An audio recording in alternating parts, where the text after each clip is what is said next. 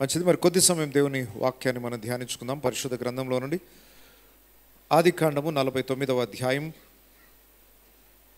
5-6 వచనాలను చదువుకుందాం. షిమ్యోను లేవి అనువారు సహోదరులు. వారి ఖడ్గములు బలత్కారపు ఆయుధములు. నా ప్రాణమా, వారి ఆలోచనలో చేరవద్దు. నా ఘనమా, వారి సంఘముతో కలుసుకొనవద్దు. వారు కోపము వచ్చి మనుషులను చంపిరి. తమ స్వేచ్ఛ చేత ఎద్దుల గుదిగాలి నరములను తెగగొట్టిరి. వారి కోపము వేండ్రమైనది, వారి ఉగ్రతయు కఠినమైనది. అవి శపింపబడును. యాకోబులో వారిని విభజించెను, ఇజ్రాయెల్లో వారిని చెదరగొట్టెదను. అందరం తల్లు వచ్చినట్లయితే చిన్న మాట ప్రార్థన చేసుకుందాం. ప్రేమ కలిగిన మా ప్రియ పరలోకపు తండ్రి, ఈ దినం మమ్మల్ని అందరినీ సజీవ లెక్కలో ఉంచి నీ పాద సన్నిధికి నడిపించినందుకు వందనాలు చెల్లిస్తున్నాం. నీ శ్రేష్టమైన వాక్యాన్ని ధ్యానించుకుని పోచున్నాం. పరిశుద్ధాత్మ సహాయమును అనుగ్రహించండి. నీ వాక్యము దాని లోతులను మేము ఈరోజు గ్రహించి మా ఆత్మీయ జీవితాన్ని అయ్యా కట్టుకొని నీ మార్గంలో నడిపించుకునే కృపను దయచేయండి. నీ దాసుని బలముగా అభిషేకించి నీ మహిమ కొరకు వాడుకోమని యేసు పరిశుద్ధ నామములో ప్రార్థిస్తున్నాను తండ్రి, ఆమెన్. యాకోబు వృద్ధాప్యమందు తన 12 మంది కుమారులను పిలిపించి భవిష్యత్తులో సంభవింపబోయే సంగతులను వారికి తెలియజేయాలని ఒక్కొక్క కుమారుని పేరెత్తుకొని వారి జీవితాన్ని గురించి, వారి భవిష్యత్తును గురించి తెలియజేస్తూ వస్తున్నాడు. రూబేనును గురించి గడిచిన వారం మనం ధ్యానించాం. తన జ్యేష్ఠ కుమారుడైన రూబేను జీవితాన్ని, తన గతంలోని లోపాలను ఎత్తి చూపించి రూబేను యొక్క పరిస్థితిని గురించి తండ్రి వివరించాడు. ఇక రెండవ కుమారుడు మూడవ కుమారుని గురించి ఈ 5వ వచనం నుండి 7వ వచనం వరకు ప్రస్తావిస్తున్నాడు. షిమ్యోను లేవి అనువారు సహోదరులు. రూబేను గురించి చెప్పేటప్పుడు ఒక్కడి గురించే చెప్పాడు. షిమ్యోను లేవిని గురించి చెప్పేటప్పుడు ఇద్దరిని కలిపి జత చేసి ఇద్దరిని గూర్చి అవే మాటలు పలుకుతున్నట్టు మనకు కనబడుతుంది. ఇద్దరి జీవితాన్ని గురించి ఒకే మ్యాటర్ కనబడుతుంది. ఎందుకు వారిద్దరిని యాకోబు జతపరిచి వారిని గురించి మాట్లాడుతున్నాడు?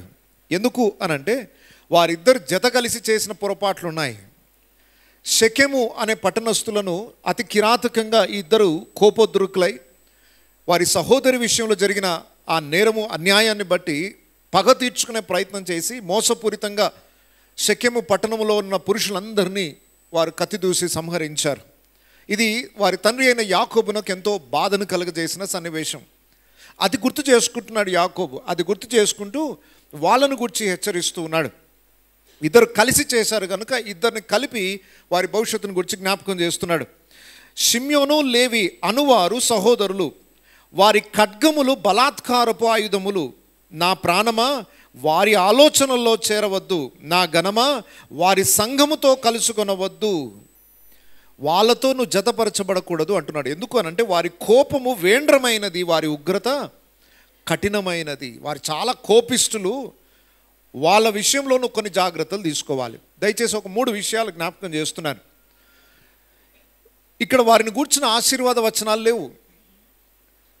వారి భవిష్యత్తును గురించి చెప్పేటప్పుడు వారి లోపాలను ఎత్తి చూపిస్తున్నాడే తప్ప వారి భవిష్యత్తును గూర్చిన దీవెన వచనాలు యాకోబు పలకలేదు. హెచ్చరికలు మాత్రమే పలుకుతున్నాడు. ప్రప్రదమైన హెచ్చరిక. వారిద్దరు ఈరోజు నేరస్తులుగా కనబడడానికి మూల కారణం ఏంటి అనంటే వారి కోపము వేండ్రమైనది, వారి ఉగ్రత కఠినమైనది. తీవ్ర స్థాయిలో వారి కోపాలు ఉన్నాయి. మనిషికి కోపము సహజమే. ప్రతి మనిషికి ఏదో ఒక మోతాదులో కోపం వస్తుంది. కోపం రావాలి కూడా. కోపం రాకపోవడం కూడా పాపమే తెలుసా? కొత్తగా వింటున్నారా? అది ఎక్కడుంది? బైబిల్ రెఫరెన్స్ ఎక్కడానే? ఎక్కడ కోపపడాలో, కోపపడాల్సిన సందర్భాలలో కోపపడకపోవడం కూడా పాపమే. యెరూషలేము దేవాలయము దొంగల గుహగా మార్చబడింది. యేసు ప్రభు అక్కడికి వచ్చి కొరడా చేతుల్లో పట్టుకోవాల్సి వచ్చింది. బల్లలన్నీ తిరిగాల్సి వచ్చింది.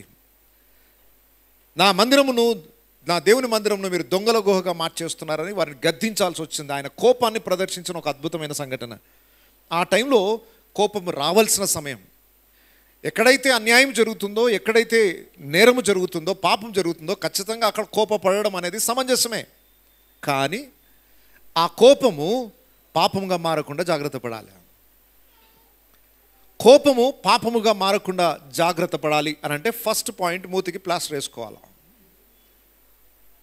ఏమన్నా ఆ టైంలో ప్లాస్టర్ ఎక్కడ దొరుకుతుంది సార్ అని అంటే కొన్ని ఆర్టిఫిషియల్, అంటే కంటికి కనబడకుండా ఉండేటి ఇట్లా అనాలి ఒకటేసారి. ఎందుకు ఈ మాట అంటున్నానంటే, మనము చేసే మొట్టమొదటి పాపము, కోపం అధికమైనప్పుడు మనం చేసే మొట్టమొదటి పాపం ఏంటి? ఆ పాపము మాటలతో జరుగుతుంది. Second actions. ఫస్ట్ మాటలతో ప్రదర్శిస్తావు నీ కోపాన్ని, రెండవది నీ క్రియల ద్వారా కోపాన్ని కనుపరుస్తావు. బైబిల్లో చాలా స్పష్టంగా రాయబడి ఉంది, నరుల కోపము దేవుని నీతిని నెరవేర్చదు. అది ఆత్మావేశం అయితే దేవుని నీతిని నెరవేరుస్తుంది. ఆవేశాలు రెండు రకాలు. ఆత్మావేశం వేరు, ఎవరికి వాళ్ళు స్వకీయ ఎమోషన్స్, సొంత భావోద్రేకాల నుండి వచ్చే ఆవేశం వేరు. ఆత్మావేశం అయితే దేవుని చిత్తాన్ని నెరవేరుస్తుంది. నరుని సొంత ఆవేశం అయితే దేవునికి విరుద్ధమైన పని చేస్తుంది. ఆవేశం వచ్చినప్పుడు ఎలా బిహేవ్ చేస్తున్నాం అనేది మనం దేవుని ఆత్మచేత నడిపించబడుతున్నామా లేదా అనేది నిర్ధారణ చేస్తుంది. ఇక్కడున్న ప్రతి ఒక్కరిలో కూడా ఏదో ఒక మోతాదులో కోపం ఉంది. దయచేసి అది దేవునికి విరుద్ధమైన పని చేయించక మునిపే ఆ కోపాన్ని అణిచివేసుకోగలిగితే మనం దీవించబడతాం. మొట్టమొదటిగా మన హృదయాలని పరీక్షించుకోవాలి. ఇక్కడ ఈ 12 మంది కుమారులను గురించిన ప్రస్తావనలో దేవుడు మనకు ఎందుకు ఈ పాఠాలు నేర్పించాలనుకుంటున్నాడంటే, ఒక్కొక్క కుమారుని లోపల ఒక్కొక్క బలహీనతలు ఉన్నాయి. రూబేనులో వ్యభిచారం అనే మనసు ఉంది. షిమ్యోను లేవీలో కోపము అనే ఉగ్రత అనేది, ద్వేషం అనేది, పగ తీర్చుకునే అనే తత్వాలు వారి లోపల ఉన్నాయి. ఒక్కొక్క లక్షణాన్ని దేవుడు చూపిస్తూ, ఇదిగో ఈ లక్షణాలు ఉంటే బాగుపడరు, వీటిని సరి చేసుకుంటే మీ జీవితాలు ఆశీర్వాదకరంగా మారతాయి. నిన్నటి రోజుని జ్ఞాపకం చేసుకోవాలి, ఈరోజు పశ్చాత్తాపడి మారుమనసు పొందాలి, అప్పుడు రేపు దీవెనకరంగా మారుతుంది. నిన్న చేసిన పొరపాటు ఈరోజు చేస్తూ ఈరోజు కూడా ఆ పొరపాట్లోనే ఆనందిస్తుంటే రేపటి భవిష్యత్తు బహుభయంకరంగా ఉంటుంది. సంవత్సరాలు గడిచిపోతున్నాయి, సంవత్సరం ముగింపుకు వచ్చేసాం. లాస్ట్ ఇయర్ చేసిన మిస్టేక్స్ ఈ ఇయర్ జరగకూడదు. ఈ ఇయర్లో ఏమేమైతే మిస్టేక్ జరిగాయో జనవరి నుండి ఇప్పటి వరకు ఒకసారి గుర్తు చేసుకోవాలి. ఇవి నెక్స్ట్ ఇయర్ కంటిన్యూ కాకుండా జాగ్రత్త పడాలి. మార్పు అనేది చెందుతూ ఉన్నప్పుడే భవిష్యత్తు దీవెనకరంగా మారుతుంది. భవిష్యత్తు ఆటోమేటిక్గా కొత్త సంవత్సరం రాగానే మంచి రోజులు రావు. మన బ్రతుకులను మార్చుకుంటూ వస్తుంటే మంచి రోజులు అనేది చూడగలుగుతాము. మార్పు మొదట మన జీవితంలో కనబడాలి. అదే యాకోబు ద్వారా దేవుడు మనల్ని హెచ్చరిస్తున్న విషయం. అయితే మొదట మనలో ఆ కోపము పగ తీర్చుకునే పరిస్థితి దాకా రాకుండా, ఆ కోపము పాపముగా మారక మునిపే మన లోపాలని సరిదిద్దుకొని ఆ భావోద్రేకాలన్నీ కూడా అణుచుకోగలిగిన స్థితికి మనం ఎదగాలట. అయితే కోపము పడుతున్న వ్యక్తుల విషయంలో మనం ఎలా ప్రవర్తించాలో కూడా హెచ్చరిస్తున్నాడు. నా ప్రాణమా వారి ఆలోచనలో చేరవద్దు. లేవి అన్న పదానికి అర్థం ఏంటి? హత్తుకొనుట అని అర్థం. లేవి అనే కుమారుడు పుట్టిన తర్వాత లేయా ఎందుకు ఆ పేరు పెట్టిందంటే, ఈ కుమారుని చూచి నా భర్త నన్ను హత్తుకొనును అన్న ఉద్దేశం చేత లేవి అని పేరు పెట్టింది.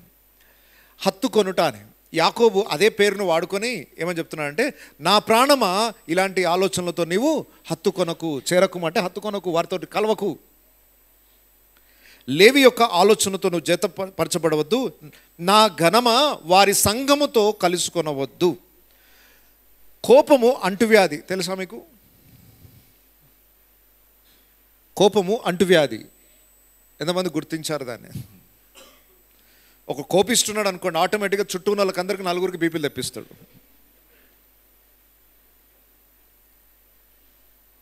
అలాంటి అనుభవాలు ఏమైనా చూసారా మీ జీవితంలో?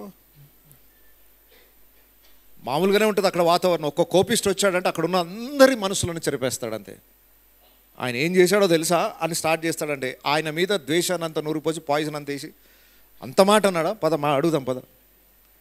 భార్య భర్తని, అత్త కోడలు, భార్య భర్త అత్త కోడలు ట్రయాంగిల్ ఒకటి నడుస్తూ ఉంటుంది. వాళ్ళు చెప్పారా వీళ్ళు చెప్పారా అంటే మన సంఘాల్లో లేవు అవి, వేరే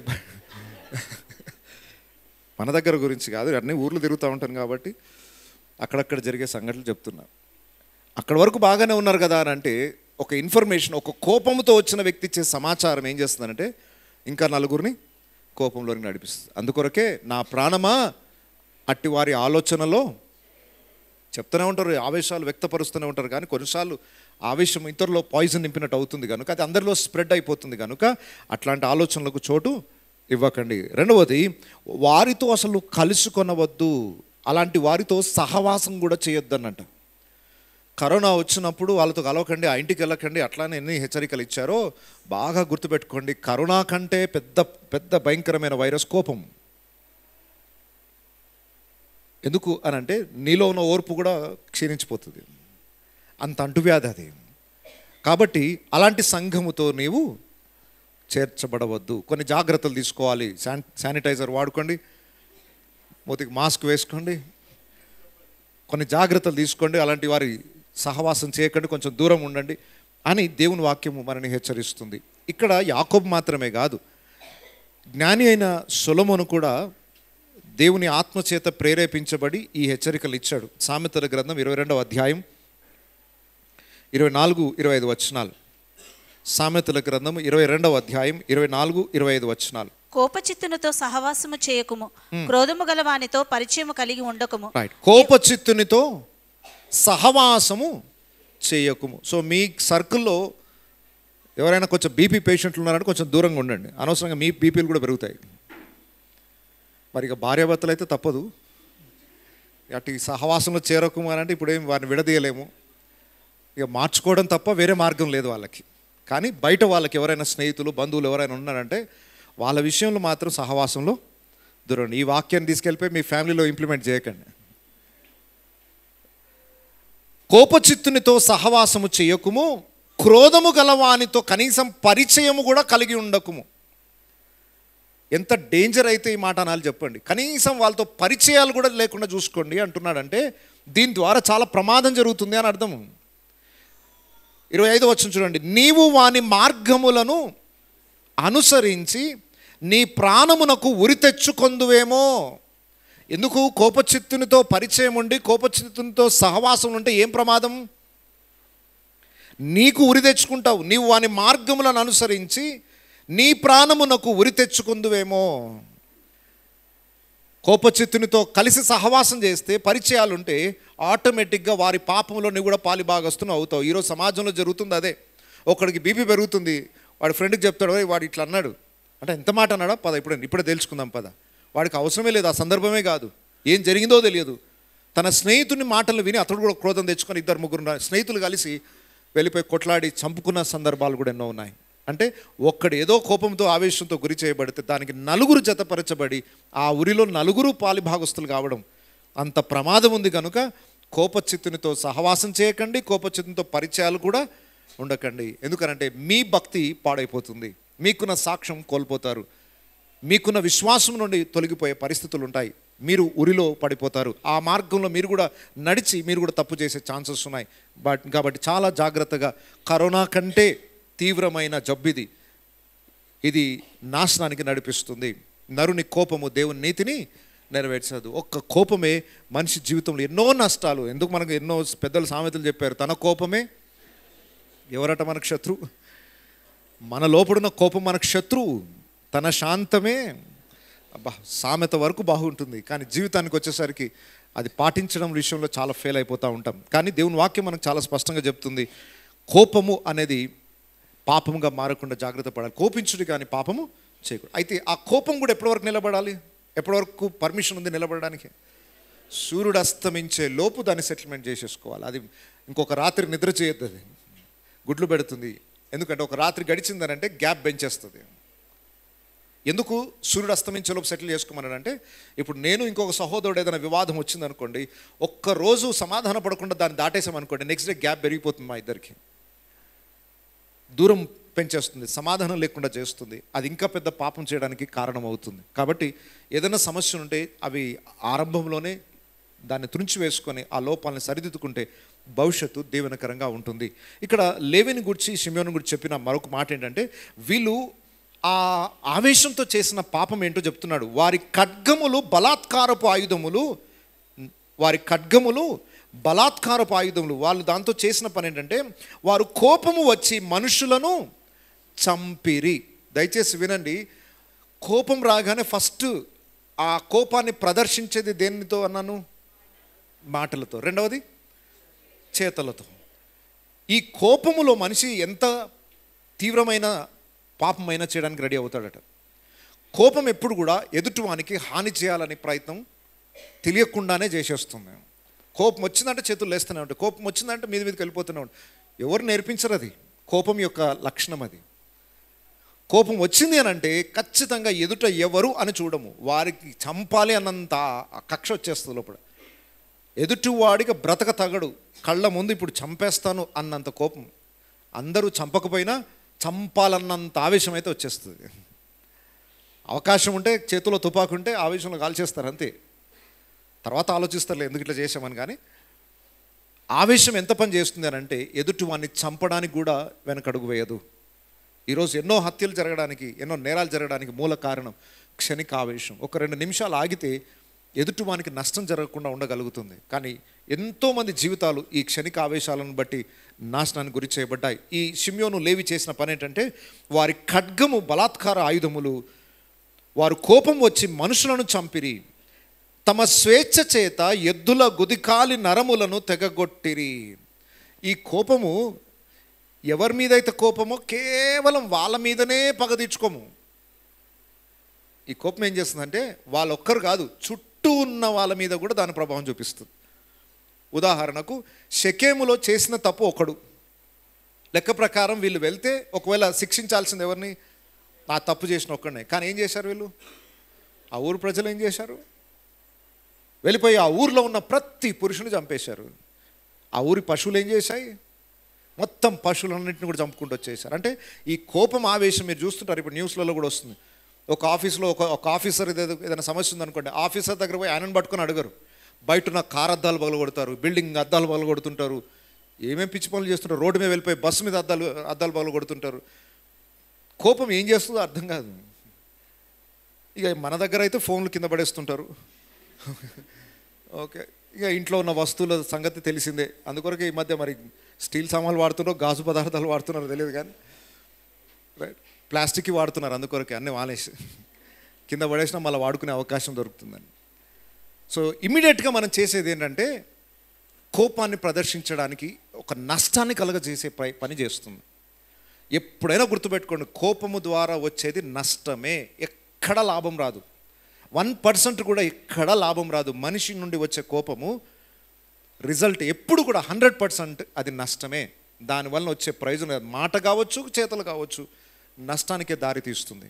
అయితే ఈ వ్యక్తులు చేసిన పొరపాటు భయంకరమైన నష్టాన్ని, ఒక ఊరు ప్రజల్ని నాశనం చేసేసింది. ఈరోజు కూడా మనుషుల్లో అవే బలహీనతలు కొనసాగుతున్నాయి. ఈ లేవి గోత్రం స్పెషాలిటీ ఏంటనంటే ఆయన ఒక్కడితో పోలేదు, కొన్ని వంశపారంపర్యంగా కంటిన్యూ అవుతుంటాయి కొన్ని గుణలక్షణాలు. వాళ్ళ తాత అట్లాగే ఉండేవాడు సార్, ముక్కు మీద కోపము, మాట అంటే చాలు బీపీ పెరిగిపోయేది. ఇక వాళ్ళ వంశం అంతా అట్లే వస్తుంది. ఈ లేవి గోత్రాన్ని కూడా బీపీ పేషెంట్లు అందరూ.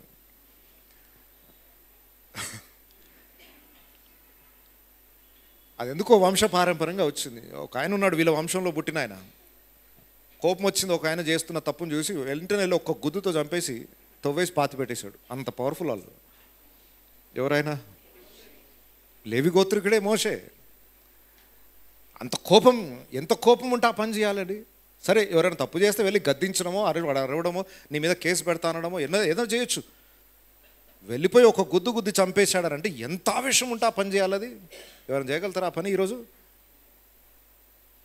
చేయాలనున్నా చేయలేము. అది మోషే వెళ్ళిపోయి అంత హుందాతనంతో ఫరో కుమార్తె యొక్క కుమారుడు అంత పొజిషన్లో ఉండి చీప్గా వెళ్ళిపోయి ఆవేశాన్ని కంట్రోల్ చేసుకోలేక వెళ్ళిపోయి చంపేశాడు. ఆయన చంపడమే కాదు, ఎంత ఫాస్ట్గా తవ్వేసి గోతిలో పడేసి మొత్తం చేతులు దులిపేసుకుని ఎవరికి తెలవకుండా.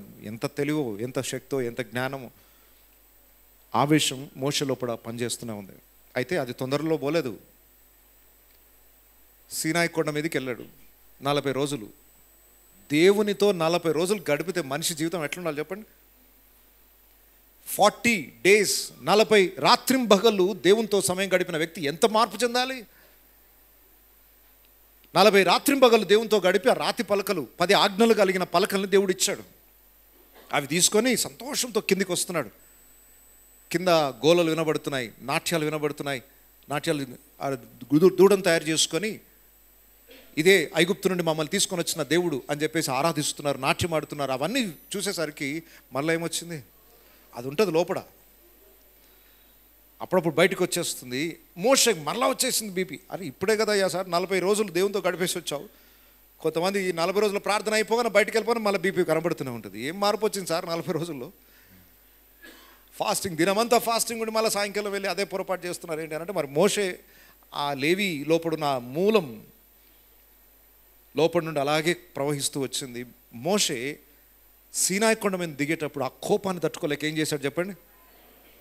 ఇక ఫోన్ ఉంటే ఫోన్ పడేసేటోడు, కానీ ప్రస్తుతానికి అందుబాటులో ఫోన్ లేదు. ఏముంది చేతిలో? అంత కోపం వస్తే రాతి పలకలు ఏం తప్పు చేశారు చెప్పండి? అవి ఎవరిచ్చారు? మరి దేవుడిచ్చిన ఆ రాతి పలకల మీదకి ఎందుకు కోపం వచ్చింది? చూడండి, కోపం వస్తే కోపం వచ్చిన వ్యక్తి మీద కాదు, మనకున్న బెస్ట్ని కోల్పోతాం. నువ్వు అనుకుంటున్నావు కోపం వచ్చినప్పుడు ఎదుటివాని మీద బండలు ఇసిరేసి వాళ్ళని నాశనం చేస్తున్నావు అనుకుంటున్నావు. కాదు, నీకు ఇచ్చిన బెస్ట్ని పోగొట్టుకుంటావు. ఆ కోపము ఎదుటివాని మీదకి వెళ్ళదు, నీ జీవితంలో ఉన్న ఎన్నో దీవెనలను పోగొట్టేస్తుంది. ఆవేశంతో బండలు బగలు కింద పడేశాడు. అవి చేసిన తప్పేం లేదు, అవి దేవుడిచ్చింది, ఎంత భద్రం కాపాడుకోవాలి. మీరు అనొచ్చు, సార్ వాళ్ళ కోసమే ఈ బండలు తీసుకొని వస్తున్నాడు, 10 ఆజ్ఞలు కలిగిన పలకలు. మొదటి ఆజ్ఞ ఏంటి? వేరే దేవుడు ఏ రూపమునైనను. మరి ఇంత మంచి ఆజ్ఞలు తీసుకొని వస్తుంటే ఆల్రెడీ ఆ పనులు చేస్తూనే ఉన్నారు వాళ్ళ కింద. ఇంకెందుకు ఇక వీళ్ళకి ఈ ఆజ్ఞలు అనుకున్నాడో ఏమో. ఇంత ప్రయాసపడి దేవుని ఆజ్ఞలు తీసుకొని వస్తుంటే ఆల్రెడీ ఈ ఆజ్ఞలు అతిక్రమించేస్తారు. ఇంకా వీళ్ళకి ఈ ఆజ్ఞలు చెప్తే ఏం ప్రయోజనం అనుకుని పడేసాడేమో తెలియదు. నేను అంటాను, వాళ్ళకి అవసరం లేదు, నీకు అవసరం లేదా? అంటే సమర్థించుకోవడానికి ఎన్ని అవకాశాలు ఉన్నాయి చెప్పండి? అవును సార్, మరి ఆజ్ఞలు వాళ్ళ కోసమే తెచ్చాను, మరి వాళ్ళే సరిగ్గా లేనప్పుడు ఎవరికి ఆజ్ఞలు అందుకొరకు పడేసాం, ఏం తప్పు చేసినట్టు దాంట్లో? నేను అంటాను, మోషే గారు వాళ్ళకి అవసరం లేదు, మీకు అవసరం కదా. ఆజ్ఞలని చాలామంది ఫోన్లు ఆవేశంతో పగలగొట్టుకుంటారు, మళ్ళీ వాళ్ళే వెళ్ళి చేయించుకోవాలి. తప్పదు, ఏం చేస్తాం? అది 10,000 చేయించుకోవాల్సింది, లేదా కొత్తది కొనుక్కోవాల్సిందే, మళ్ళీ ఈఎంఐలు కట్టాల్సిందే. మోషే రాతి పలకల్ని పడేయడం తప్పు. దేవుడు ఆయన చెక్కిచ్చిన రాతి పలకలు అవి, ఆయన స్వహస్తములతో 10 ఆజ్ఞలు రాసిచ్చిన పలకలు. కోపం ఎంత పని చేసిందంటే వాటిని కింద పడేశాడు. సరే, తర్వాత కొంచెం కూల్ అయిపోయింది అంత. మరి ఇప్పుడు పలకలు ఎట్లా? సరే, దేవుడు కనికర సంపన్నుడు కాబట్టి సెకండ్ ఛాన్స్ ఇచ్చాడు. సర్లే మోషే, ఇక ఆవేశం పడ్డావు, ఏం చేస్తాం మరి? ఈ మనిషి అన్నప్పుడు ఆవేశాలు కోపాలు ఉంటాయి. సర్లే మళ్ళీ ఇస్తాను పద అని చెప్పి మళ్ళీ తీసుకెళ్ళాడు. మళ్ళీ 40 days. అయితే కనికర సంపన్నుడు కదా అని చెప్పేసి చాలా ఈజీగా తీసుకుంటారేమో. ఈసారి రాతి పలకలు దేవుడు ఆయన ఇవ్వలేదు. చెక్కుకొనరా, అంత ఈజీగా పడేసావు. ఫోన్ చేతిలో పడేసావు, వెళ్ళి ఈఎంఐలు కట్టుకొని రూపాయి సంపాదించి కొనుక్కో. పడేయడం ఎంత ఈజీ, దాన్ని తెచ్చుకోవడం ఎంత కష్టం నీకు అర్థం కావాలా? దేవుడు సారీ అనగానే క్షమిస్తాడండి, కానీ నువ్వు చేసిన తప్పు విషయంలో పశ్చాత్తాపాన్ని పుట్టించడానికి కొంత ఇబ్బంది గుండా నేను తీసుకెళ్లాల్సి వస్తుంది. మోషే రాతి పలకలు చెక్కాలంటే మనదాగా ఇప్పటి మిషనరీ లేదు ఆ రోజుల్లో. రాళ్ళు కట్ చేయడానికి, స్లేట్స్ లాగా మంచి పలకలాగా కట్ చేయడానికి అంత ఈజీ పని కాదు అది. ఏం పనిముట్లు తీసుకొని వెళ్ళాడో మరి మోషే. ఆ రోజుల్లో కొండలను పలగొట్టే పనిముట్లు ఏమైనా ఉన్నాయంటారా? మరి తన దగ్గర ఏం పనిముట్లు తీసుకున్నాడో తెలియదు, కానీ 2 రాతి పలకలు సొంతగా చెక్కుకోవాలంటే చాలా పెద్ద పని అది. తప్పదు, చేసిన తప్పుకి నష్టాన్ని పరిహారాన్ని చెల్లించాల్సిందే. 2 రాతి పలకల్ని కష్టపడి చెక్కుంటే ఆ రాతి పలకల మీద దేవుడు మళ్ళీ తన స్వహస్తాలతో 10 ఆజ్ఞలు రాసిచ్చాడు. ఇప్పుడు సరే, మొత్తానికైతే రికవర్ అయింది కదా సార్, ఏదైతే ఏముంది. కానీ రికవరీలో కూడా ఎంత తేడా ఉందో తెలుసా? సృష్టికి శిల్పకారుడైన దేవుడు చెక్కిన రాతి పలకలు ఎలా ఉంటాయి, మనిషి చెక్కుకున్న రాతి పలకలకు తేడా ఉంటుందా లేదా? దేవుడు చెక్కి ఇచ్చిన రాతి పలకలకు, మనిషి చెక్కుకున్న రాతి పలకలకు ఎంత తేడా ఉంటుందో ఒకసారి ఊహించండి. ఒక మిషన్లో కట్ చేసిన మంచి పాలిస్టోన్ గ్రానైట్ని చూస్తే ఎట్లుంటుంది, మనిషి సొంతగా చేతులతో చెక్కి తీసుకొచ్చిన రాయి ఎట్లా ఉంటుంది? ఒక మిషన్తో చెక్కబడింది అంత అద్భుతంగా ఉంటే, దేవుని స్వహస్తములతో చేయబడిన 2 రాతి పలకలు, ఆ ఒరిజినాలిటీ మిస్ అయిపోయింది. కారణం ఏంటంటారు? ఇంత గొప్ప ప్రవక్త ఒక క్షణిక ఆవేశం, సరే వాళ్ళు ఏమైనా చేస్తే తర్వాత దేవునితో సెటిల్మెంట్ చేసుకోవాలి, ఇంత పాపం చేస్తున్నారు నాయన ఏం చేయమంటావు అని అడిగి చేస్తే బాగుండేది. ఆవేశాలు చేయాల్సినంత చేసేసి ఇంకా మళ్ళీ దేవా ఏదో తప్పు అయిపోయింది ఆయన అంటే, మరి అయిపోయింది, తప్పు అయిపోయింది, కానీ దాని నష్టపరిహారాన్ని మాత్రం చెల్లించాల్సిందే. సో క్షణిక ఆవేశం ఎంత పని చేసింది. అంతటి స్థితిలో ఉన్న మోషే తర్వాత పశ్చాత్తాపడ్డాడు. ఇక అంత కోపిష్టి అయిన మోషేని దేవుడు ఒక సర్టిఫికెట్ ఇచ్చాడు. లాస్ట్ కోర్స్ పూర్తి చేసి ట్రైనింగ్ పూర్తయిపోయి భూమి మీద ఉన్న వారందరిలో మోషే, ఎంత ట్రాన్స్ఫర్మేషన్! అంత కోపిస్ట్ని తీసుకొని వచ్చి 0 బీపీ లెవెల్స్, షుగర్ లెవెల్స్ అన్నీ నార్మల్ అయిపోయాయి. నార్మలే కాదు, రివర్స్ డయాబెటీస్ వెనకకి వెళ్ళిపోయింది అంతా. ఇంకా మరలా ఇతర జీవితంలో గోళీలు వాడాల్సిన అవసరం లేదు. ఆ సర్టిఫికెట్ రావాలి అందరికీ. ప్రాబ్లం ఏంటంటే జబ్బు మాటికి వస్తూనే ఉంది. అట్లొద్దు మనకు. ఏం కావాలి? ట్రీట్మెంట్ జరిగితే పక్కా జరిగిపోవాలి, మళ్ళీ రిపీట్ కావద్దు అంటే రివర్స్ డయాబెటీస్ లాగా కోపాలు అవన్నీ కూడా మరలా జీవితంలో బ్రతుకులో నా లైఫ్లో అడుగు పెట్టద్దు అనే స్థాయికి విశ్వాసం ఎదిగినప్పుడు, సర్టిఫికెట్ దేవుడు ఇచ్చినప్పుడు మనం ధన్యులంగా ఎంచబడతాం. కాబట్టి లేవి షిమ్యోని యొక్క ఆలోచనలో చేర్చబడవద్దు, అటు వారితో సహవాసము చేయకూడదు, నీ జీవితంలో అలాంటి పాపానికి చోటు ఇవ్వకూడదు. ఈ లేవీలను గురించి ఇంకా కొన్ని విషయాలు మనం ఆలోచన చేస్తే, వారు ఇంత ఘోర పొరపాట్లు చేసినా దేవుడు మాత్రం వారిని విడిచిపెట్టలేదు, వారి జీవితాలను కడుతూ వచ్చాడు. ఈ 12 గోత్రాలని దేవుడు విడిచిపెట్టలేదు. మీరు ఒకవేళ వ్యక్తిగత బైబిల్ స్టడీ చేసే వాళ్ళు ఎవరైనా ఉంటే వాళ్ళకు ఒక హోంవర్క్ ఇస్తున్నాను. ఆదికాండం నుండి ప్రకటన వరకు 12 గోత్రాల పేర్లు ఒకే చోట రాయబడిన సందర్భాలు ఎన్నున్నాయో చూడండి. నేను లెక్క పెడితే నాకు 20 వచ్చాయి. మరి మీరు లెక్క పెడితే అటు ఒకటి రావచ్చేమో. 20 మారులు బైబిల్లో ఈ 12 గోత్రాల పేర్లు ఒకే చోట ప్రస్తావించబడ్డాయి. అంటే దేవుడు ఆ పేర్లను మర్చిపోలేదు, ఆ మనుషులను మర్చిపోలేదు. 20 మారులు వారి పేర్లు ఆదికాండం మొదలు పెడితే ప్రకటన గ్రంథం వరకు కూడా వాళ్ళ పేర్లు ఉన్నాయి. భూమి మీదనే కాదు, రేపు నిత్యత్వములో కూడా యెరూషలేము పట్టణం యొక్క గుమ్మముల మీద 12 మంది గోత్రకర్తల పేర్లు అవి చిరస్థాయిగా నిలిచిపోబోతున్నాయి.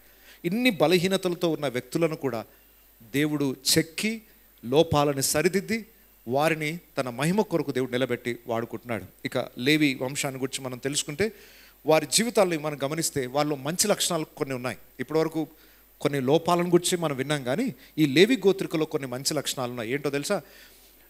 ఇజ్రాయిల్ అందరూ ఒక దూడను తయారు చేసుకొని ఆరాధిస్తూ నాట్యమాడుతున్న సమయంలో మోషే కోపం వచ్చేసింది. వెంటనే రాతి పలకలు పడేసిన తర్వాత ఆయన పలికిన మాట ఏంటంటే, దేవుని పక్షంలో ఉన్న వారందరూ ఒక సైడ్కి వచ్చేసేయండి అన్నాడు. అంటే అర్థం ఏంటి? ఈ పాపములో పాలి భాగస్తులు కాకుండా ఉన్న వాళ్ళు ఎవరో సపరేట్ అయిపోండి అన్నాడు. 12 గోత్రాలలో నుండి లేవి గోత్రం ఒక్కటే ఆ పొరపాటు చేయకుండా సపరేట్ అయ్యారు. సన్నివేశం అర్థమవుతుందా? మీరందరూ బైబిల్ పండితులు కాబట్టి నేను షార్ట్కట్లో చెప్తున్నా అనుకుంటున్నా. ఓకే, బంగారు దూడని చేసుకొని అందరూ నాట్యం ఆడుతూ ఆ విగ్రహారాధన చేస్తున్న సమయమున దేవుని పక్షమున ఉన్నవారు సపరేట్ కండి అనగానే ఒకే ఒక గోత్రపు ప్రజలు ప్రత్యేకించబడ్డారు. ఎవరు వాళ్ళు? లేవి గోత్రికులు మాత్రమే ప్రత్యేకించబడ్డారు. అప్పుడు మోషే అన్నాడు, లేవీలో ఉన్న ప్రతి వ్యక్తి ఖడ్గము ధరించి తన సహోదరుల మీద పడి వారు తప్పు చేసిన వారిని అందరినీ సంహరించండి అని అంటే, ఆ రోజు మిగిలిన 11 గోత్రాల్లో నుండి 3000 మంది సంహరించబడ్డారు. లేవి గోత్రంలో ఒక్కడు కూడా చంపబడలేదు. అంటే ఒక ప్రత్యేకత వారు సంపాదించుకున్నారు. ఎందుకనంటే దాని ముందు అధ్యాయంలోనే మనం చూస్తాం ఏంటంటే, ఈ 12 గోత్రాలలో లేవి గోత్రాన్ని దేవుడు ఎన్నుకొని తన పరిచర్య కొరకు నియమించాడు. లేవి గోత్రము ఇన్ని బలహీనతలున్నా దేవుడు వారిని ప్రత్యేకపరిచి తన మందిర సేవ చేయడానికి వారిని ఎన్నుకున్నాడు. లేవి గోత్రంలో నుండే అహరోను వంశాన్ని యాజకులుగా ఉండడానికి దేవుడు నియమించాడు. మిగిలిన లేవీలందరినీ సేవ చేయుటకు వారిని పనివారుగా వాడుకున్నాడు. చాలా అద్భుతమైన సత్యాలు ఉన్నాయి. రాబో రోజులలో ఇంకా లోతైన విషయాలు మనం నేర్చుకోబోతున్నాం. లేవిని గురించి పరిచయం చేస్తున్నాను. లేవి గోత్రాన్ని గురించి, వారి పరిచర్య, వారి యాజకత్వాన్ని గురించి చాలా డీటెయిల్డ్ స్టడీ మన తర్వాత చేయబోతున్నాం. ఎక్కడ అనంటే లేవియ కాండంలో. అంటే మధ్యలో ఇంకొక కాండం ఉంది. నిర్గమ కాండం దాటిన తర్వాత మనం అందరం లేవియ కాండంలోకి వెళ్తాం. చాలా లోతైన విషయాలు లేవియ కాండంలో ఉన్నాయి. మీ ఓపిక తగ్గట్టు చెప్తాను. లేవియ కాండంను గురించిన ప్రిపరేషన్ ఆల్రెడీ ఇప్పుడే స్టార్ట్ అయిపోయింది. దాన్ని స్టడీ చేస్తుంటే నా 25 ఏండ్లలో నాకు తెలియని విషయాలు నేను ఇప్పుడు నేర్చుకుంటున్నాను. దాంట్లో లేవియ కాండంలో అద్భుతమైన సత్యాలు దేవుడు రాసిపెట్టాడు. ఆ లేవి గోత్రాన్ని దేవుడు ఎన్నుకొని చేసిన పరిచర్య సామాన్యమైనది కాదు. దాని గురించి తర్వాత నేను వివరిస్తాను. ఎందుకనంటే పంచకాండాలు, ఆదికాండం, నిర్గమకాండం, లేవియకాండం, సంఖ్యాకాండం, పంచకాండాలకు గుండె లాంటి గ్రంథము లేవియకాండం. 5 మిడిల్ ఏంటది? లేవియకాండం. ఈ పంచకాండాలకు కేంద్రము లేవియకాండం. చాలా అద్భుతమైన గ్రంథం. సహజంగా మీరు బైబిల్ చదివితే అక్కడే ఆగిపోస్తారు. బైబిల్ పూర్తి చేయాలనుకుని ఆదికాండం నుండి స్టార్ట్ చేసిన వాళ్ళు ఆగిపోయేది ఎక్కడో తెలుసా? ముందుకు సాగదు బండి. ఎందుకనంటే అది చదువుతుంటే ఇంట్రెస్టింగ్గా ఉండదు. అన్ని యాజక ధర్మాలు, బలులు, ఏ ఆచారాలు, పద్ధతులు ఇవన్నీ చూస్తుంటే ఇవన్నీ ఈ తరంలో, ఇంత అప్డేటెడ్ టెక్నాలజీ ఉన్న ఈ తరంలో మరలా యాజక ధర్మాలు, ఈ బలులు ఏంటి, ఆచారాలు అని చాలామంది దాన్ని నిషేధిస్తారు. కానీ బైబిల్లో ఏవేవైతే మీరు నిషేధించినట్టుగా అనిపిస్తాయి, నిషేధించే విధంగా ఉంటాయో అందులోనే లోతైన సత్యాలు ఉన్నాయి. అవి రాబో రోజుల్లో నేర్చుకుందాం. నేను నమ్ముతున్నాను ఏంటనంటే దేవుడు మరుగుగా ఉంచిన అన్ని బయలుపరిచే టైం వచ్చేసింది. ఆయన రాకడ సమీపిస్తుంది. ఇవి ఇంకా మరుగుగా ఉండడానికి ఉంచలేదు. ఏవేవైతే మర్మములుగా వ్రాయబడ్డాయో యుగాంతమందు బయలుపరచబడుటకే అవి వ్రాయబడ్డాయని ఇంతకుముందు చెప్పాను మీకు. సో ఎండ్ డేస్లో ఇవన్నీ అవసరం, సంఘానికి క్షేమాభివృద్ధి పొందడానికి అవసరం. కాబట్టి కొన్నిసార్లు నేను వీటికి వెళ్తుంటే కొంతమందికి అనిపించవచ్చు, సార్ ఇవన్నీ అవసరం అంటారా? కొంతమంది మనసులో ఉన్న ప్రశ్నలు చెప్తున్నా. ఇక్కడ బాధలతో వచ్చి కూర్చున్నాం. మామూలు బాధలు కావు సార్ మాకు. మేము ఎంత టెన్షన్స్తో వస్తే దేవుడు ఏదైనా ఆదరణ మాట ఇస్తాడేమో, దేవుడు ఏదైనా నెమ్మదినిచ్చి ధైర్యపరిచి వాగ్దానాన్ని ఇచ్చే మాటలు మాట్లాడతాడేమో అనుకుంటే మీరు షిమ్యోను, లేవి, కోపము, అసలు ఇది సబ్జెక్ట్ ఇప్పుడు మాకు అవసరమే లేదు సార్. వాళ్ళు ఎవరో ఏమో చేశారు, వాళ్ళ సంగతి మాకు ఎందుకు, ఇప్పుడు మా పరిస్థితులు వేరు. కొత్త నిబంధనలో నుండి ఏదైనా చెప్పొచ్చు కదా సార్ అనే వాళ్ళు కూడా ఉన్నారు.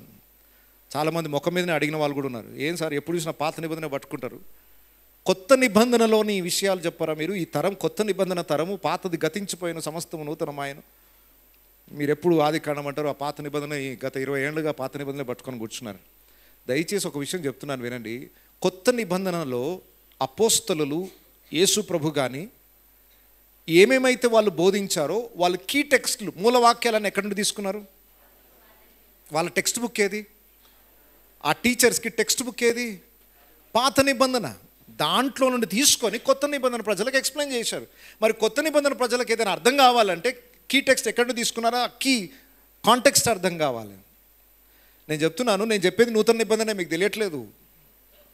నూతన నిబంధన అర్థం కావడానికి పాత నిబంధనలో ఉన్న ప్రతి వచనాన్ని ఎక్స్ప్లెయిన్ చేసుకుంటూ వస్తున్నారు. ఆ తర్వాత నూతన నిబంధన నేను ఎక్స్ప్లెయిన్ చేయాల్సిన అవసరం లేదు. మీరు కొత్త నిబంధన చదువుతుంటేనే అర్థమైపోతుంది మీకు. లేవియ కాండం బాగా అర్థమవుతే హెబ్రీ పత్రిక అర్థమవుతుంది మీకు. ఆది కాండము నుండి ద్వితీయోపదేశ కాండం వరకు చదివితే మత్తయి, మార్కు, లూకా, యోహాను ఈ 4 సువార్తలు అర్థమవుతాయి మీకు. ప్రవక్తల గ్రంథాలన్నీ చదివితేనే కొత్త నిబంధనలోని ప్రవచనాలు అర్థమవుతాయి. ప్రకటన గ్రంథం అర్థం కావాలంటే దానియేలు, యెహెజ్కేలు గ్రంథం, జకరియా గ్రంథం ఇవన్నీ అర్థం కావాలి. సో బైబిల్ అంతా ఇంటర్లింక్డ్, ఒకదానికొకటి లింక్ చేయబడి ఉంది. మనం చాలా సీక్వెన్స్గా వస్తున్నాం. ఈరోజు మీకు బోరింగ్ అనిపించవచ్చు, కానీ ఇవి రేపు నిత్యత్వానికి మీకు ఎంతో సిద్ధపాటుని ఇస్తాయి. కాబట్టి ప్రతిసారి వచ్చినప్పుడల్లా, కూర్చున్నప్పుడల్లా ఆదరణ మాట అంటే ఇక రోజు ఆదరణ మాట చెప్పుకుంటే ఇవన్నీ వదిలేయాల్సి వస్తుంది. నో, ఒక్కసారి దేవుడు ఏదైనా ఆదరణ మాట ఇస్తే అది జీవితకాలం అంతటికి ఆదరణగా ఉండిపోవాలి. ప్రతి ఆదివారం మళ్ళీ దేవుడు ఆదరణ మాట చెప్పాల్సిన అవసరం లేదు. ఒకసారి దేవుడు హెచ్చరిక ఇస్తే అది జీవితకాలం అంతటికి పనిచేయాలి, ఆ రోజు కోసమే కాదు. ఒకసారి దేవుడు ఏదైనా వాగ్దానం ఇస్తే ఇది 2020 వాగ్దానం లాగుంది సార్ ఇది అని తీసి పడేస్తారు దాన్ని. ఇది 2020లో తీసుకున్న వాగ్దానం సార్, అయిపోయింది కదా ఆ సంవత్సరం, పడేస్తారు. పేపర్ లాగా పడేసేది కాదు వాగ్దానం. ఒకసారి దేవుడు నీకు ఇచ్చిన వాగ్దానం ఆ ఒక్క సంవత్సరానికే కాదు, నువ్వు మరణించే వరకు, ఈ భూమిని విడిచిపెట్టేంత వరకు వాగ్దానం వర్తిస్తుంది. అబ్రహాంతో దేవుడు వాగ్దానం చేస్తే 1 సంవత్సరాన్ని అగ్రిమెంటా, 2 ఇయర్స్ అగ్రిమెంటా?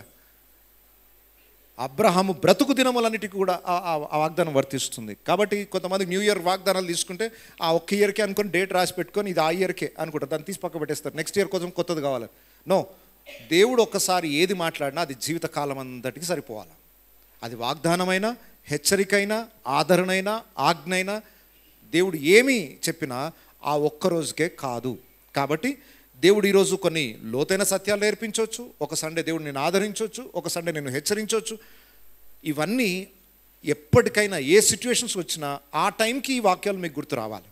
కాబట్టి ఇవన్నీ నేను ఆలోచిస్తుంటే నాకు కూడా అనిపించింది, దేవా రకరకాల సమస్యలతో ప్రజలు వస్తారు, నేను అనవసరంగా ఈ వచనాలన్నీ తీసుకొని ఆ చరిత్ర అంతా చెప్పుకొని ఇది వాళ్ళకి రిలేట్ కాదేమో, సబ్జెక్ట్ మార్చేస్తే బాగుంటుందేమో, మనుషుల పరిస్థితులను చూసి సబ్జెక్ట్ని మార్చేస్తే బాగుంటుందేమో అనుకుంటే అధిక తెలివి చేయకు అని అన్నాడు.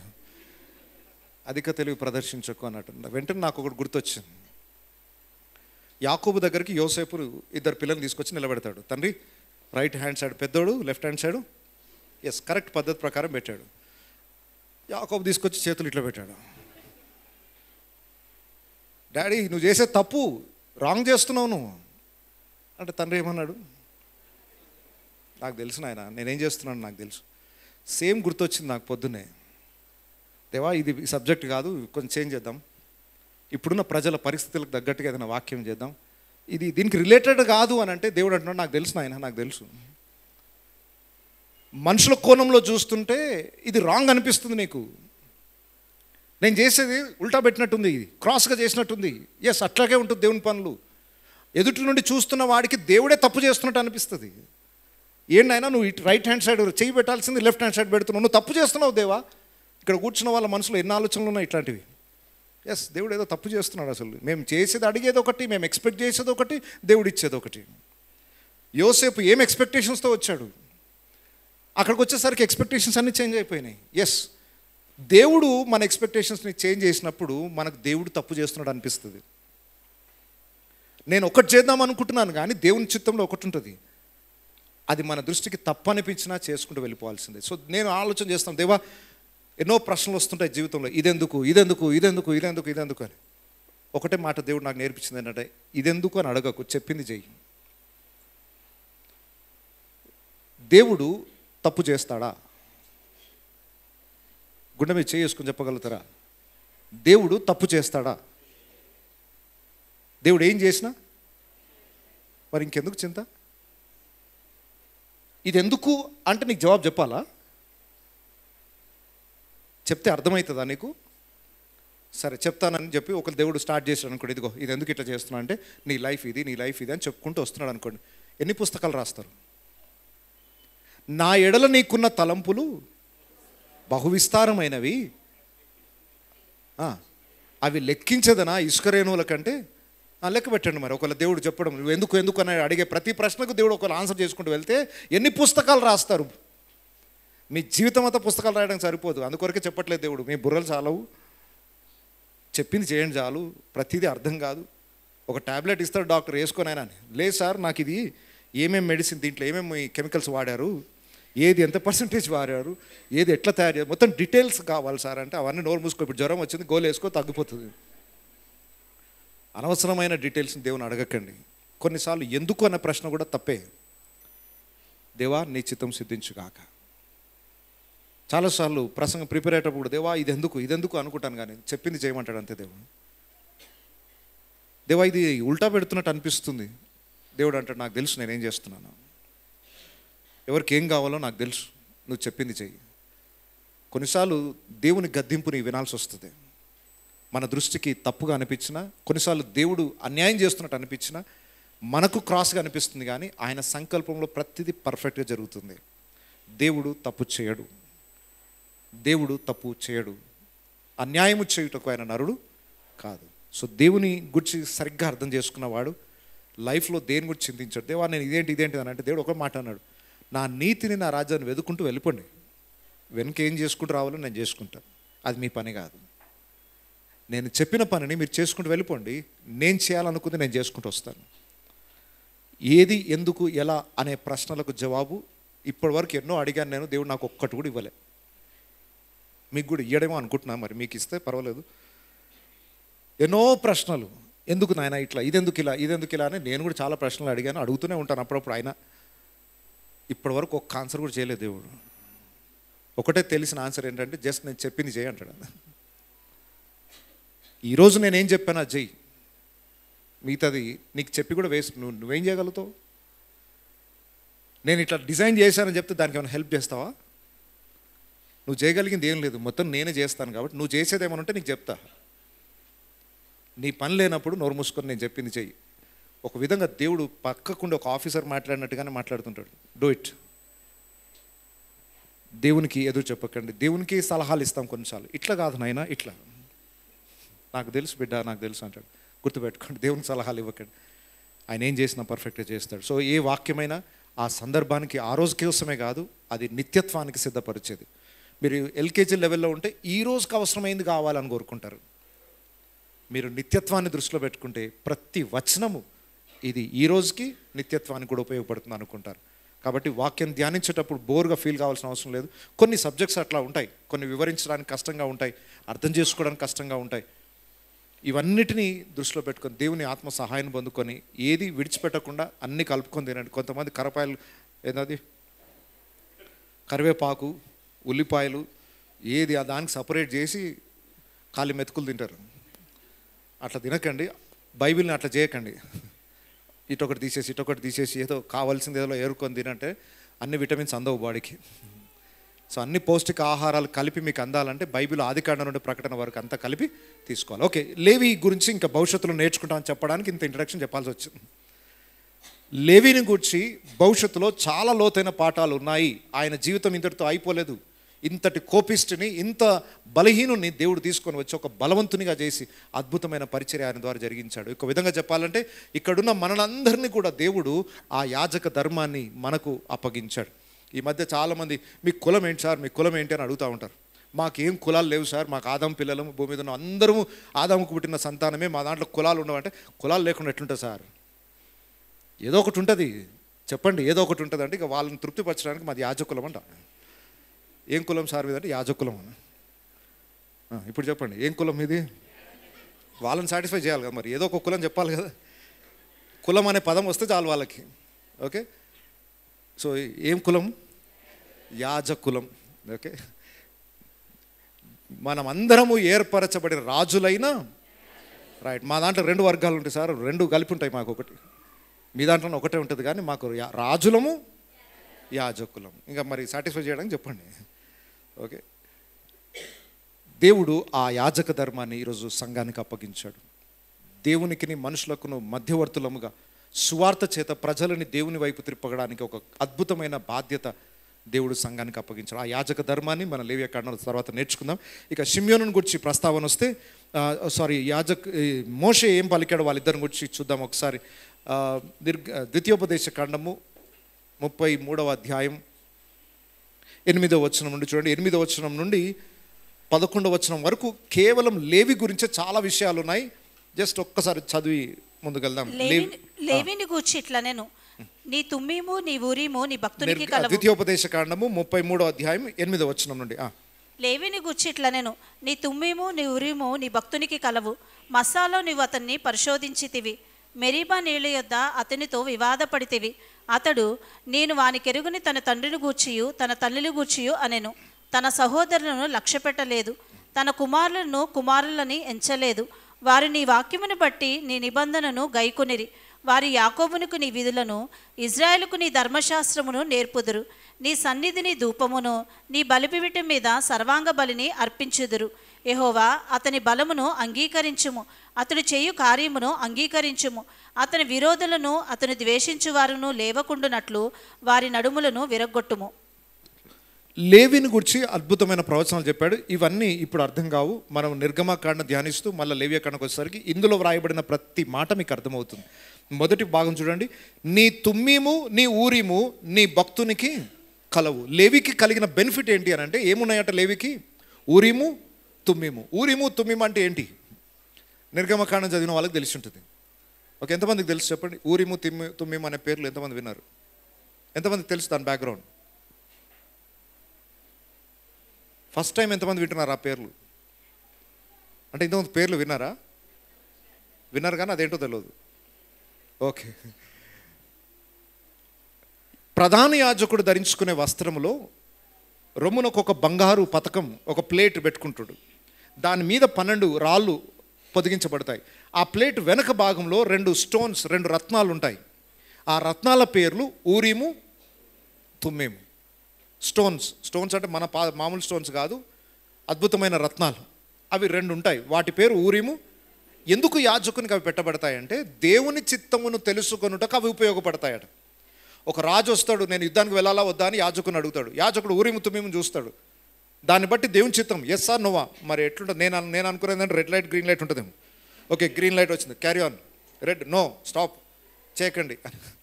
సో ఇండికేషన్స్ ఏవో వస్తాయి, వాళ్ళకి ఏమొస్తాయో తెలియదు, కానీ ఊరిము తుమ్మిము చూడగానే దేవుని చిత్తమా కాదా యాజకునికి అర్థమవుతుంది. యాజకుడు రాజులకు ప్రజలకు దేవుని చిత్తాన్ని తెలియజేస్తాడు. ఇప్పుడు వినండి దయచేసి, దేవుని చిత్తం ఏంటి అని తెలుసుకునే ఆ ఆధిక్యత ఎవరికి ఇచ్చాడట? దేవుడు లేవికి ఇచ్చాడు. ఊరిము తుమ్మిము నీకు ఇవ్వబడినది. అంత గొప్ప ఆధిక్యత లేవి గోత్రానికి ఇవ్వబడింది. తర్వాత వచనాల్లో చూస్తే వాళ్ళు ఉపదేశకులు, ధర్మశాస్త్రాన్ని ఉపదేశించే బాధ్యత దేవుడు అప్పగించాడు. కేవలం యాజక ధర్మాలు బలులు అర్పించడమే కాదు, దేవుని చిత్తం ఏంటో చెప్పడమే కాదు, దేవుని ధర్మశాస్త్రాన్ని బోధించే బాధ్యత కూడా ఏ గోత్రానికి అప్పగించాడు? లేవి గోత్రానికి. లేవి గోత్రములో నుండి కొంతమంది న్యాయాధిపతులు కూడా వచ్చారు. న్యాయాధిపతుల గ్రంథంలో చూస్తే కొంతమంది న్యాయాధిపతులు ఉన్నారు, దాంట్లో లేవి గోత్రం నుండి న్యాయాధిపతులు ఉన్నారు. రాజుల గ్రంథానికి వచ్చేసరికి దినవృత్తాంతముల గ్రంథంలో చూస్తే రాజులను సంరక్షించిన బాధ్యత కూడా యాజకుల వంశంలో ఉంది. రాజుల ప్రాణాలు పోకుండా వారి పసిపిల్లల్ని, వారి చిన్న బిడ్డలను కూడా కాపాడి వాళ్ళని మళ్ళీ రాజులుగా తయారు చేసిన ఆ ఆధిక్యత ఈ లేవి గోత్రం కూడా. అంటే పరిచర్యలో వీళ్ళ పాత్ర చాలా ఉన్నతమైనదిగా ఉంది. లాస్ట్గా షిమ్యోను గురించి 2 మాటలు చెప్తాను. ద్వితీయోపదేశ కాండంలో మోషే గోత్రాలను గురించి ప్రవచనం చెప్తున్నప్పుడు షిమ్యోను గురించి ఒక్క మాట కూడా చెప్పలేదు. ఎందుకు చెప్పలేదని నన్ను అడగకండి, ఎందుకో నాకు కూడా తెలియదు. ఎందుకు అన్న మాట దేవుడు అడగదు కొన్ని విషయాలు. ఓకే, అన్ని గోత్రాల గురించి ప్రస్తావిస్తూ షిమ్యోను గురించి రాయబడలేదు. ఒక్క మాట కూడా రాయలేదు ఆయన గురించి. ఎందుకు రాయలేదు అని అంటే కొన్ని రీజన్స్ ఉండొచ్చు. మీరు 20 సార్లు రాయబడింది అన్నాను కదా గోత్రాల పేర్లు. మీరు 20 సార్లు ఎక్కడెక్కడుందో రెఫరెన్సెస్ తీసుకొని వాటిని చార్ట్ తయారు చేసుకొని చూడండి. ఎన్నో స్థలాలలో ఒక్కొక్క పేరు మిస్ అయిపోతుంటుంది. ఎందుకు మిస్ అయిపోతుంది అంటే నేను ఆలోచిస్తే నాకు అర్థమైంది ఏంటంటే, ఇప్పుడు ఉదాహరణకు సంఖ్యాకాండంకి వచ్చేసరికి ఇజ్రాయిలీలు యుద్ధం చేయడానికి వెళ్ళేటప్పుడు ఒక్కొక్క గోత్రము నుండి 20 ఏళ్ళు దాటిన యవనస్తులను సైనికులుగా తయారు చేయాలి. అన్ని గోత్రాల నుండి సైనికులుగా తయారు చేయాలి, కానీ లేవి గోత్రం నుండి సైనికులు ఎవరు రావద్దు. మరి అప్పుడు యుద్ధానికి వెళ్తున్నప్పుడు ఎన్ని గోత్రాలు వెళ్తున్నట్టు? కానీ 12 గోత్రాలు వెళ్తాయి. ఎట్లా? ఒకటి తగ్గద్దు, 12 రౌండ్ నెంబర్ రావాలి మాకు. లేవి గోత్రాన్ని రావద్దన్నారు, మరి అక్కడ 11 అవుతుంది సంఖ్య. ఇప్పుడు సహజంగా ఇప్పుడు ఆచారాలు ఉంటాయి కొన్ని, రైట్? ఆ శుభకార్యానికి వెళ్తుంటే 5 వెళ్ళాలి, 7 వెళ్ళాలి సంఖ్య ఉంటుంది. అట్లా అనుకోకండి, కానీ జనరల్ చెప్తున్నాను. యుద్ధానికి వెళ్తే ఒక గోత్రం మిస్ అయిపోతుంది, 12 గోత్రాలు వెళ్ళాలి. మరి అక్కడ మిస్ అయిపోతుంది కదా అని అంటే అప్పుడు యోసేపుని 2 గోత్రాలుగా డివైడ్ చేసి పంపిస్తారు. మనషే, ఎఫ్రాయిము 2 కౌంటింగ్, టోటల్ ఎంత? 12. మరి ఒకవేళ లేవిని ఇన్వాల్వ్ చేయాలంటే 13 అవుతాయి కదా, మరి 13 కూడా కావద్దు. ఏం చేయాలి మరి? అప్పుడు యోసేపు ఒక్కటి పేరే వస్తుంది. అర్థమైందా? యోసేపు 2 కుమారులని అవసరాన్ని బట్టి డివైడ్ చేస్తాడు, అవసరాన్ని బట్టి కలుపుతాడు. ఇప్పుడు కనానుని స్వాస్థ్యంగా 12 గోత్రాలకు పంచిపెట్టాలి, అంతేనా? 12 గోత్రాలకి స్వాస్థ్యాన్ని పంచిపెట్టాలి. 12 గోత్రాలకు అందాయా లేదా? స్వాస్థ్యం అందిందా? అందలేదా? అందిందా? ఒక్క గోత్రానికి మాత్రం నేను స్వాస్థ్యాన్ని ఇవ్వను అన్నాడు. ఎవరికి? మరి లేవికి స్వాస్థ్యం లేకపోతే 11 గోత్రాలకే రావాలి కదా స్థలం. ఎంతమందికి వచ్చింది? స్వాస్థ్యం వచ్చేటప్పుడు 12 రావాల్సిందే. మరి అక్కడ 12 అంటే ఒకటి తక్కువ అవుతుంది కదా. అంటే యోసేపు యొక్క 2 కుమారులను అలా 2 గోత్రాలుగా, మనషే, ఎఫ్రాయిము 2 పార్ట్స్, అక్కడ 2. ప్రకటన గ్రంథంకి వచ్చేసరికి ఒక గోత్రం మిస్ అవుతుంది. 7వ అధ్యాయంకి వచ్చేసరికి అక్కడ ఒక గోత్రం మిస్ అవుతుంది. అక్కడ ఎఫ్రాయిం పేరు మీకు కనబడదు, మనషే ఉంటుంది. మనషే కాకుండా లేవి ఇంకొక దాను అనే వ్యక్తి ఉన్నాడు, ఇంకొక పేరు వస్తుంది. ఎఫ్రాయిం ప్లేస్లో యోసేపు పేరు వస్తుంది. సో ఇవన్నీ వింతలుగా ఉంటాయి మీకు. అసలు ఇది బైబిల్ క్లాస్ పెట్టి చెప్పాల్సిన సబ్జెక్ట్ ఇది. నేనైతే ఆత్మలో ఆనందిస్తూ ఉంటాను ఇది చదువుతున్నప్పుడు, కానీ నేను చెప్పడానికి రాదు నాకు. మీకు అర్థమయ్యేటట్టు చెప్పే అంత జ్ఞానం రావట్లేదు ఇంకా. నిజంగా చెప్తున్నాను, అసలు ఈ 12 గోత్రాల స్టడీ సంవత్సరం అంతా ధ్యానించినా సరిపోదు. అంత అద్భుతమైన సబ్జెక్ట్ అది. దేవుడు ఎప్పుడు అనుమతినిస్తాడో అప్పుడు కృపనిస్తాడో. ఈ 12 గోత్రాల పేర్లు కంఠస్థం చేయండి. వాళ్ళ చరిత్రను దేవుడు మర్చిపోలేదు. వాళ్ళ నుండి అద్భుతమైన సబ్జెక్ట్ని దేవుడు ఇచ్చాడు. రాబో రోజులు అది నేర్చుకుందాం. సరే, ఇక్కడ లేవి షిమ్యోను గురించి విన్నాం కదా. షిమ్యోను గురించి ప్రస్తావించలేదు మోషే. ఎందుకు ప్రస్తావించలేదో మనకు తెలియదు. ఒక్కొక్క సందర్భంలో ఒక్కొక్కరిని మిస్ చేస్తూ ఇంకొకరిని యాడ్ చేస్తూ ఉంటాడు. అది దేవుని యొక్క సంకల్పం, దేవుని డిజైన్, అలా అనుకుందాం. అయితే ఈ షిమ్యోను సంఖ్య తగ్గుకుంటూ వస్తుంది.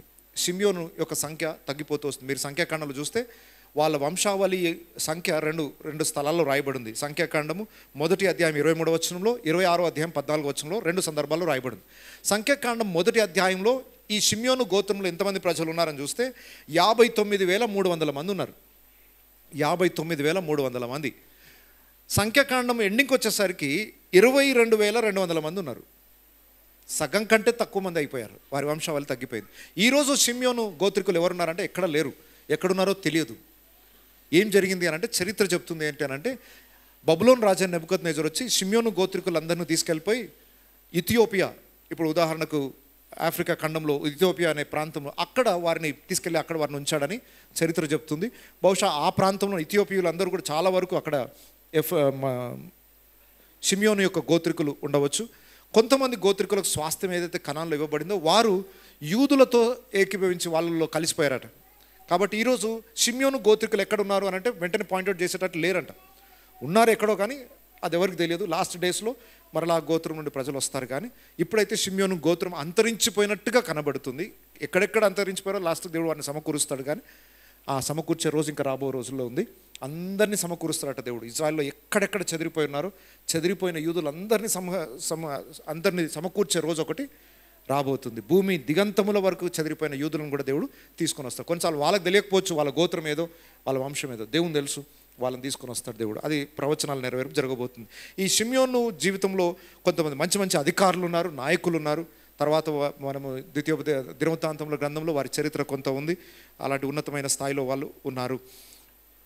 వారిని కూర్చున్న డీటెయిల్స్ ఎక్కువగా మనకు కనబడకపోయినా పరలోకపు పట్టణపు గుమ్మముల మీద షిమ్యోను పేరు కూడా ఉంటుంది. అల్టిమేట్గా ఏం కావాలి అని అంటే, భూమి మీద మనం ఎన్ని బలహీనతలతో ఉన్నా వాటి నుండి అధిగమించి రేపు నిత్యత్వములో జీవగ్రంథంలో మన పేర్లు మాత్రం చెదిరిపోకుండా జాగ్రత్త పడాలి.